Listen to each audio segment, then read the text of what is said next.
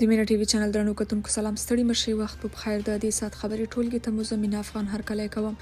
په خوست ولایت کې ګڼ شمېر وسلې او مهمات ونیول شول. د ملي دفاع وزارت اړوند 203 منصوري قلي اردو لومړی پلي لیوه ځانګړو ځواکونو له لوري د یو لړکشفي راپورونو پر بنسټ د خوست ولایت په مرکز او اړوند ولسوالیو کې یو شمېر سپکې او درنې وسلې، مهمات، نظامي وسایط او تجهیزات ونیول شول. یا د وسلې، مهمات او نظامي توکي چې په غیر قانوني توګه د غیر مسؤلو اشخاصو له لوري ساتل کېدل، له نیول کېدو وروسته اړوند مرجعو ته وسپارل شول. روسیې او ملګرو یې طالبان په شمال کې پر قومي ځای پر ځای کولو تورن کړي دي. د روسیې په مشرۍ د ډلهییز امنیتي تړون د سازمان د غړو هیوادونو د بهرنیو چارو وزیرانو اعلان وکړ چې د طالبانو لخوا د ښځو د حقونو، د توکمیزو حقونو او د زده کړو د حق په ګډون اساسي بشري حقونه باید مراعات شي. دغو هیوادونو دغه راز طالبان تورن کړي چې د هیواد په شمال کې ځایي خلک په جبري ډول د خپلو سیمو باسي او پښتانه یې پر ځای پر ځای کول غواړي. دا هغه ادعا ده چې د شمالي ټلوالې غړي هم د طالبانو د بدنامۍ لپاره زمزمه کوي. د ډلهییز امنیت تړون د سازمان د بهرنیو چارو وزیرانو په یوې بیانیه کې ټینګار وکړ، موږ د ډلهییز امنیت د تړون د سازمان د غړو هیوادونو د بهرنیو چارو وزیرانو اعلانوو چې په سیمه کې د امنیت او ثبات د ټینګښت یو مهم عامل په افغانستان کې د وضعیت چټک حل دی.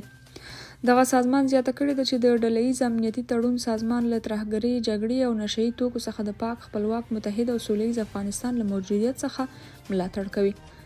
په کراچۍ کې د سند پولیسو نږدې 300 افغانان کډوال نیولي دي. په کراچۍ کې د افغان کډوالو مدافع وکیله منیزه کاکړ وایي چې د 2022 کال د جولای له میاشتې راهیسې 3000 افغانان یوازې د پاکستان په سند کې بندیان شوي او تازه په تیرو څو ورځو کې د سند د پولیسو لخوا نږدې 300 تنه نور نیول شوي دي. میرمن کاکړ افغان کډوال پاکستاني پولیسو ته د سرو زرو په مرغۍ تشبیه کوي. وایي که کډوال اسناد لري که یې نه لري دوی یې نیسي. نوموړي ازادي راډیو ته وویل افغانان نن سبا د پاکستان د پولیسو لپاره د سرو زرو مرغۍ دي. زه خپله داسې کسان پیژنم چې 2-3 ځلې ما دوسیه مخکې بیولې، خوشي شوي، اسناد هم لري، بیا یې هم نیسي او جیل یا زندان ته یې اچوي.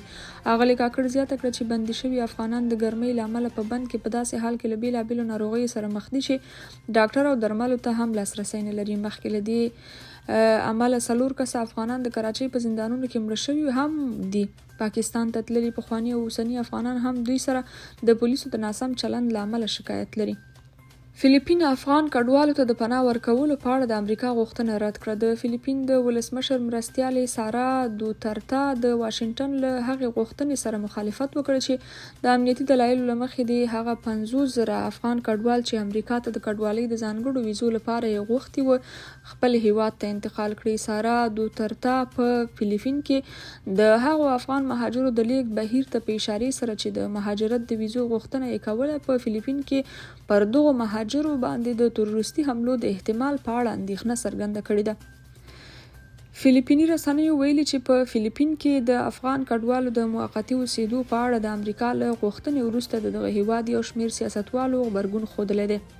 ویل کېږي چې د فلیپین د اوسني ولسمشر خور ایمي مارکوس او د دغه هیواد پخواني ولسمشر رودریګو دوترتا د فلیپین له ولسمشر فردیناند مارکوس څخه غوښتي چې د افغان مهاجرینو د موقتي اوسېدو په اړه له سره غور وکړي. طالبان وایي د جمهوریت پر مهال د لسګونه زره پرېکړه شوو قضیو د بیا څېړنې غوښتنه شوې. په افغانستان کې د طالبانو د حکومت قضایي ادارې وایي د هغو څه باندې 100,000 دوسیو د بیا پرانیستلو غوښتنې یې ترلاسه کړي چې د تیر افغان حکومت پر مهال یې په تړاو پرېکړې شوې دي.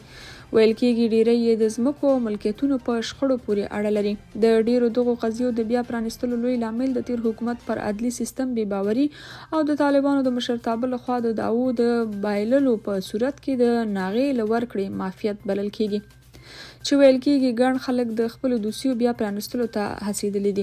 د جمهوري حکومت پر مهال داسې قوانین ټاکل شوي وو چې که دعوه ناحقه ثابته شوې وای حکومت به په ته یو اندازه پیسې ورکولې او اوس د طالبانو مشر دا هر څه لغوه کړي دي. خو ځینو ته بیا دا بدلون د یوې بلې سرګردانۍ پیل دی. د روزګان ولایت اوسیدونکی شمس الله وایي له نږدې 2 کلونو راهیسې پر یوې داسې دعوې اوښتی چې څو کاله وړاندې یې پرېکړه شوې ده.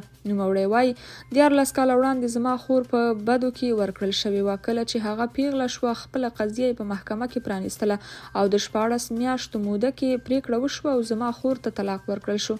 وزیرستان کې 2 پاکستانی پوځیان وژل شوي. د شمالي وزیرستان په سپین وام سیمه کې د ماین چاودنې له امله 2 پاکستانی پوځیان وژل شوي دي. وژل شوي پوځیان د لکي مروت اوسیدونکی 29 کلن ګل رؤف او 23 کلن عابد الله ښودل شوی دی. د پاکستان پوځ مطبوعاتي دفتر ویلي چې سیمه کې د ترهګرۍ ختمولو لپاره عملیات پیل کړي دي. له دې وړاندې هم د جون په 11 نیټه میرامشاه کې د پوځ او وسلوالو ترمنځ نښته کې 3 پوځیان وژل شوي وو. اوچا وایي څه د پاسه 15.5 میلیونه افغانان خوراکي خوندیتوب نه لري. د ملګرو ملتونو سازمان د بشري مرستو د همغږۍ دفتر یا اوچا وایي په افغانستان کې د لوږې او خوارځواکۍ د شدت کچه خورا لوړه ده. که څه هم د افغانو نجونو او ښځو په زده کړو او کار د طالبانو حکومت د بندیزونو له امله افغانستان سره د بشري مرستو اندازه ډېره راکمه شوې، اوچا په دې هیواد کې د لوږې او خوارځواکۍ د زیاتېدو په اړه خبرداری ورکړی دی. د ملګرو ملتونو د بشري مرستو د همغږۍ دفتر یا اوچا د چهارشنبې په ورځ په خپله رسمي ټویټر پاڼه لیکلي په افغانستان کې لوږه او خوارځواکي په شدت سره لوړه شوې ده. په افغانستان کې د اوچا دفتر زیاته کړې همدا اوس د پاسه 15.5 میلیونه افغانان خوراکي خوندیتوب نه لري او نږدې 2.7 میلیونه نور بیا په بیړني حالت کې ژوند کوي. د اوچا له قوله نږدې 3.2 میلیونه ماشومان او 840 زره هغه میندې چې ماشومانو ته شیدې ورکوي له سختې او متوسطې خوارځواکۍ سره مخ دي.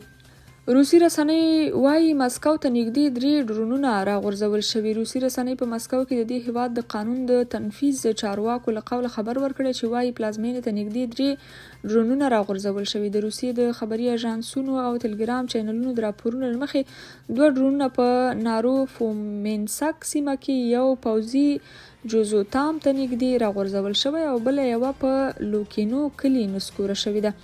د سیمې والي اندري اوربوبیف تایید کړی ده چې 2 ډرونونه یوې پوځي ډیپو ته نږدې راغورځول شوي. پر اوکراین د روسیې د یرغل د دوام له امله د روسیې یو شمېر سیمې په وروستیو میاشتو کې د ډرونو تر بریدونو لاندې راغلي دي.